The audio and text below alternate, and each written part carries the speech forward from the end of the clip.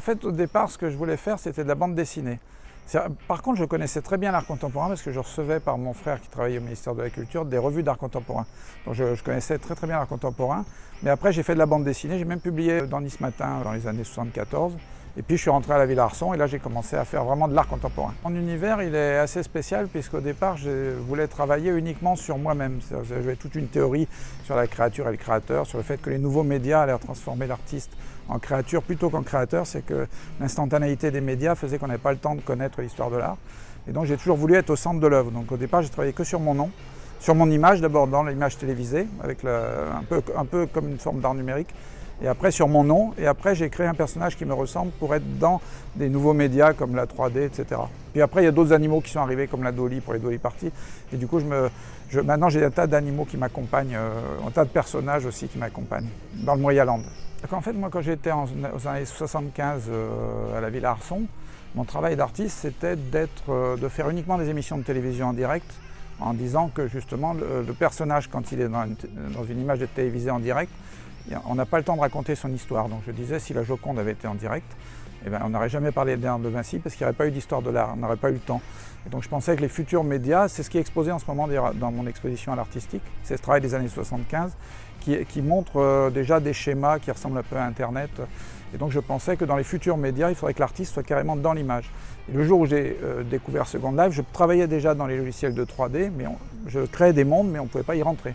Et le jour où j'ai découvert Second Life, j'ai découvert que là, c'était vraiment l'aboutissement de tous mes rêves, en fait. Et donc, je suis rentré dedans et le soir même, j'avais construit un musée gigantesque. Le lendemain, j'avais acheté plus de terrain.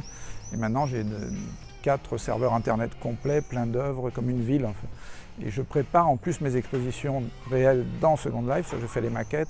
Donc, ça me sert pour plein de choses, en fait. Ça me sert pour beaucoup d'activités. Et je passe beaucoup de temps dans Second Life, y compris à participer à des expositions, même à des festivals comme Burning Man par exemple. Moi j'utilise énormément de techniques différentes en fait. J'ai toujours eu peur de me limiter à quelque chose, même à un style en fait. J'essaie de ne pas me limiter, d'autant plus que chaque technique induit un style.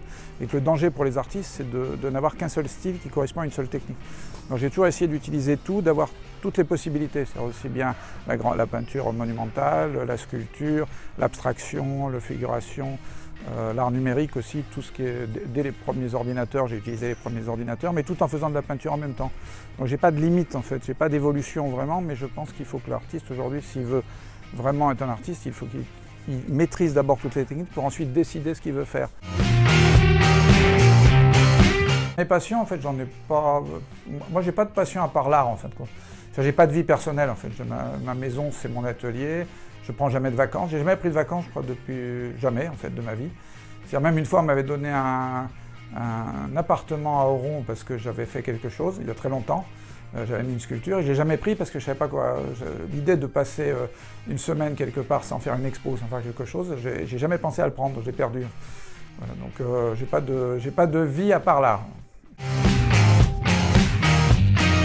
Alors Nice, ça représente finalement la partie balnéaire de ma vie. C'est-à-dire que moi je suis né à Troyes, et puis à Troyes, en fait, j'ai passé ma vie, mon enfance en pension carrément. Et puis finalement, quand je suis arrivé à Nice, mon père qui était espagnol voulait se rapprocher du sud. Et quand on est venu à Nice, j'ai à la fois changé de nom, parce qu'en fait, mon père s'est marié avec ma mère quand j'avais 15 ans. Donc j'ai changé de ville, j'ai changé de nom et j'ai changé d'atmosphère. Et donc d'une certaine manière, quand je suis arrivé à Nice, j'ai eu l'impression que ma vie était totalement nouvelle. Donc j'ai aussi une vision de Nice qui est la beauté, la nouveauté, le côté presque vacances aussi, parce que je sortais de la pension. Donc il y a eu tout ça qui m'a fait voir Nice d'une façon peut-être différente d'autres personnes. Duncan, moi j'y ai été plusieurs fois et j'ai surtout acheté un beau costume pour l'été, un costume d'été. Et celui-là, j'ai réussi à ne pas mettre de peinture dessus parce qu'habituellement, à chaque fois que j'achète un costume, il suffit que je sois pour sortir, j'ai un truc à finir, je peins et comme par hasard, j'oublie que j'ai un costume et puis que je m'essuie dessus. Donc celui-là, j'ai réussi à le garder à peu près intact. Il y a peut-être une petite tache de peinture sur le pantalon, c'est tout.